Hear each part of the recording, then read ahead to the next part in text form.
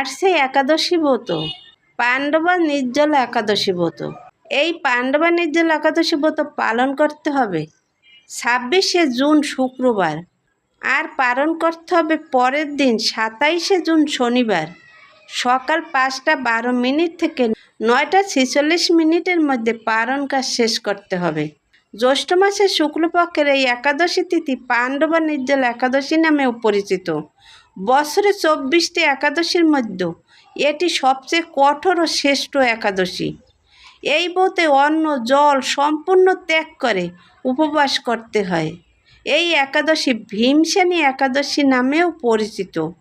মূলত ভগবান বিষ্ণুর আশীর্বাদ, পাপমোচন এবং মোক্ষ লাভের উদ্দেশ্যে পালন করা হয়।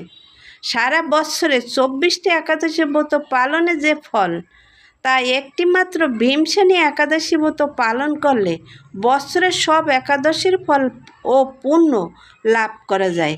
বিশ্বাস করা হয় এই ব্রত পালনে পূর্বজন্মের সকল পাপ বিনষ্ট হয় এবং মৃত্যুর পর বৈকুণ্ঠ ধাম লাভ করা যায়। এই একাদশী ব্রত পালনে সমস্ত তীর্থস্থানে স্নান করার ফল লাভ করা যায়।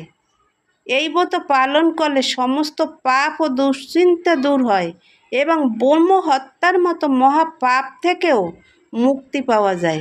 মহাভারতের পৌরাণিক কাহিনী অনুযায়ী পাণ্ডবদের মধ্যে ভীমসেন অত্যন্ত ভোজন করতেন।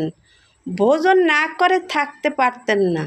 তখন মহর্ষি ব্যাসদেবের কাছে জিজ্ঞাসা করলেন, মহর্ষি, এমন কোনো ব্রতের কথা বলুন যে ব্রত পালন করলে সমস্ত পাপ থেকে মুক্তি পাওয়া যায়।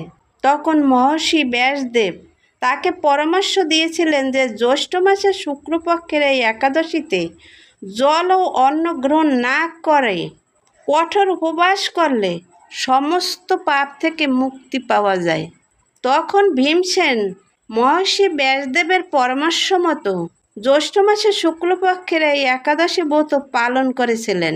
ভীমসেন এই একটিমাত্র একাদশী ব্রত পালন করে বৎসরের সব একাদশীর পুণ্য অর্জন করেছিলেন। এই পবিত্র দিনে উপবাস করলে সমস্ত পাপ ধ্বংস হয়। বিশ্বাস করা হয় ভক্তি সহকারে এই ব্রত পালন করলে মৃত্যুর পর বিষ্ণু লোক বা বৈকুণ্ঠে স্থান লাভ করা যায়। তাই আপনারা সকলেই ভক্তি সহকারে নিষ্ঠার সাথে এই পাণ্ডবা নির্জলা একাদশী ব্রত পালন করবেন। বছরে 24টি একাদশী ব্রতের পালনের ফল এই একটিমাত্র একাদশী ব্রত পালন করলে সেই ফল লাভ করা যায়। হরে কৃষ্ণ, রাধে রাধে।